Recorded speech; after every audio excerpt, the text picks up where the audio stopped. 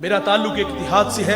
हमारे देहातों में मेले ठेले का माहौल होता है। कुत्तों की लड़ाई आई 50,000 वहां दिया, क्रिकेट मैच आया 1 लाख का इनाम वहां दिया। जहां नफ्स को हज मिला हमने दौलत का मुंह वहां खोला, और जहां दौलत लुटाने से अल्लाह राजी होते हैं, उसकी रहमतें बरसती हैं, वहां गफलत की पट्टी। वो क्या किसी शायर ने कहा था कि देखा है मैंने शहर में कूड़े के ढेर पर 2 बच्चे लड़ रहे थे फकत एक बेर पर।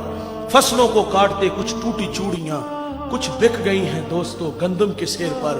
गंदम अमीर शहर की होती रही खराब, बेटी मगर गरीब की फाकों से मर गई।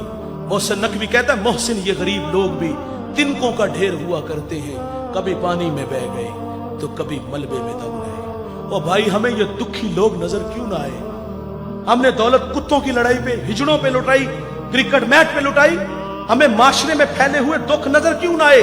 हमारी हमसायगी में बेवा के चीखते बिलकते सिसकते बच्चे नजर क्यों ना आए? हमें मजदूर लोग नजर क्यों ना आए जो दाने शबीना को तरस रहे हैं? हमारे गुजरावाला दुल्ला चौक पे बूढ़ा दिन दिहाड़े आटे का थैला उठाता और दौड़ लगाता, नहीफ था। 2 कदम चला के लोगों ने पकड़ा और खूब जद्दोकोब की। सवाल किया वो बूढ़े जुर्रत क्यों की? उस बूढ़े की आंखों में आंसू उतर आए। उसने कहा 1 हफ्ता हो गया इस चौक में आके खड़ा होता हूं और लोग मुझे बूढ़ा समझ के मजदूरी के लिए साथ दे लेके जाते हैं। रोजाना खाली डब्बा घर लेके जाता हूँ, कदम भोजन होते हैं। बच्चे पूछते हैं पर खाने के लिए कुछ लाए हो? तो मैं क्या उनको जवाब दूं? आज पक्का वादा करके आया था कि कहीं से मजदूरी मिलेगी तो आटा लाऊंगा। कहा आज भी छोड़ के चले गए। इतनी मार खाई के लहू लहान हुआ।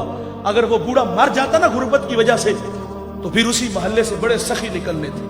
किसी ने कहना कफन मेरी तरफ से, और जब जिंदा था पैबंद लगे कपड़े तेरे सामने पहन के गुजरता था। तेरी दौलत का कद इतना ऊंचा था कि तुझे वो नजर ना आया।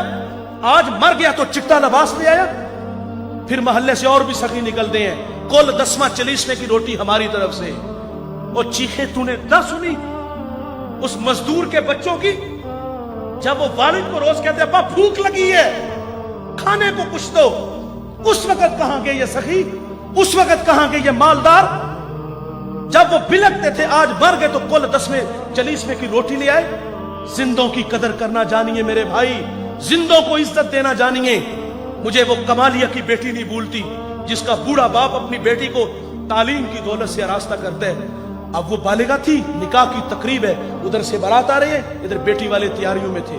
हमसायगी में से किसी ने शरारत की, जिसके घर में आ रहे हो वो अपनी बेटी को चंद जोड़ों के सिवा कुछ भी नहीं दे सकता। बारात वहीं से वापस चली गई। बताइए साहिब उस बेटी के दिल पे जो कुचोके और जख्म लगे थे उसका मदावा किसने करना था? चांदी उतर आई बेटियों के बालों में। मुफलिस को फिर उम्मीद है कि बारात आएगी। किताबे अजीज का एक और बाप बीत गया, जहेज बन न सका और शबाब बीत गया। हमें ये घरों में बूढ़ी होती हुई बेटियां नजर क्यों ना आई? और आपने तो फख्र से कहा कि मैंने अपनी बेटी को जहेज 50 लाख का दिया।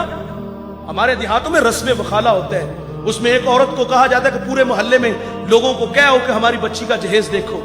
उस जहेज को देखने के लिए मजदूर की बेटियां भी आई, बेवा की बेटियां भी आई। जब रात वापस आती है ना, वालिद आता है तो वो मासूम बच्चियां होती हैं, अपने वालिद को सुनाती है कहानी कि अब्बा उसने अपनी बेटी को जो पहले दिन कपड़े पहनाने हैं उसका ऊपर रेट लिखा हुआ था, 2.5 लाख का सूट था। वो बूढ़ा कितना दुखी होता होगा जो अपनी बेटी को ईद वाले दिन भी 500 का सूट नहीं लेके दे सका। उसने ये भी कहा होगा कि अब्बा उसने अपनी बेटी को सोने के कंगन पहनाने हैं, और वो बूढ़ा तो कांच की चूड़ियां भी नहीं उसको लेके दे सका। मैं इतना जरूर कहूंगा, जीने दीजिए इन गरीबों को। इन लोगों की अपनी जिंदगी है, अल्लाह की तकसीम पे राजी है, लेकिन हम लोगों ने इनका जीना हराम कर दिया है।